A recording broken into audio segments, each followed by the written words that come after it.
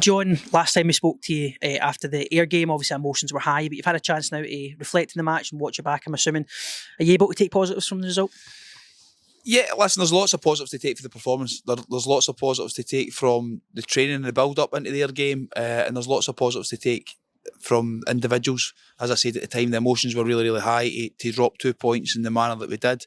And then when we go and reflect on it, they have only lost 2 home games all season, where they are in the league, and us getting ourselves in such a positive position throughout the game. So there are lots of positives that we can take on it. The overriding emotion at the time was anger because of the way we conceded the goal. But when we analyse it and we look through it again with the players, there's not an outstanding mistake or something that you can pinpoint in different things. There's an element of luck involved in the goal.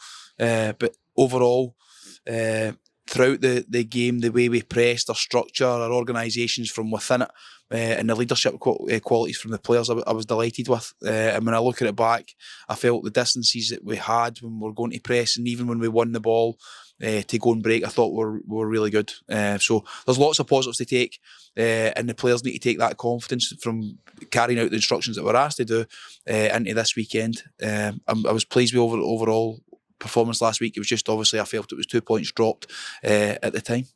What's the reaction been like in training? Obviously, when we spoke to Ollie after the game, he shared the sentiments, as you say, disappointment, anger in the dressing room. So how have they reacted this week? Well, you mentioned Ollie there. Ollie's obviously reacted well. He comes off the back of getting himself back in the score sheet, a good goal. You can see with different types of finishing this week in training, he's got his mojo back, which was great. The players have been quite upbeat. I think they realise it was a good performance. I think they realise what they were asked to do, that they've done, and lots of quality from within that. They're speaking up and encouraging one another, which is always good. And it gives players confidence at this time of the season when players appreciate their work. So I'm delighted with that, and I'm delighted with the togetherness. But ultimately, we need another performance like we had last week, and obviously cut away the error at the end. And looking at tomorrow, obviously Raith are still pushing for the playoff position. We're trying to pull away from the bottom two, so both sides still very much fighting for something. What sort of game do you expect tomorrow? Barry Robson's side always come, and they're always physical. They've always got lots of energy. They always try and press high. They're always aggressive with that. So I don't expect anything different tomorrow. They done that the last time they were here. They done that when we were through in Kirkcaldy as well. I think the game there swung on a penalty decision that wasn't a penalty. So we have to be at our best tomorrow. We have to try and replicate what we done last week. There are lots of good bits in the performance, and make sure that we replicate that and stay together. I expect a hugely competitive game. Obviously, they played on Tuesday night against Morton. They scored in the last minute, so their tails will be up. They'll have lots of energy. I know Finlay Pollock's obviously back as well, having been away with under-21s. We're expecting a tough game. We're expecting a hugely competitive game, but one that we need to be right up for and make sure that we're ready for the battle. And just a comment on the squad as well. Obviously, fans will have noticed last week Connor Smith was missing from the squad entirely. Is there any update you can give on him?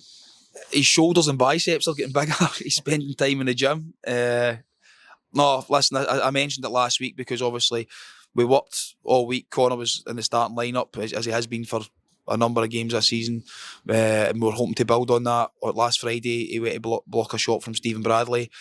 He's left his leg hanging and it caught his ankle. He had a crack. Originally, we thought it had been broke, but unfortunately, it hasn't. He's got ligament damage in his ankle.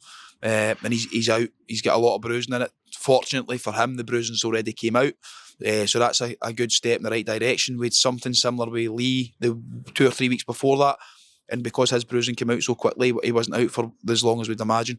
So listen, I've known Connor for years. He's a quick healer. He's a determined boy. He just needs to get his head around this. He's obviously been in crutches for the last week. And then he was in a boot this morning. It was the first time I've seen him on his feet without any assistance. So that's positive. Hopefully we can get him back for the running. Ricky's back on the pitch, not amongst the players, but amongst the medical staff, so he's doing his rehab. And Stephen Henry, after an injection's back involved, he'll be back in the squad tomorrow. So we're beginning to get bodies back. At this time of the season, there's a lot of fatigue involved. We need to make sure players are living right and getting the right vitamins in them as well. So yeah, we have got our injury worries, but we've got a lot of players, a lot of quality and ready to come back in. And as I said, somebody with the quality of Stephen Henry, having been out only for, I think it's maybe 10 days after getting that injection, having him back in the squad is certainly a huge lift as well. And finally, just a message ahead of tomorrow. Last week you mentioned the fans, how important it is that we're all together, the fans, the players, the squad, and we need that support again tomorrow.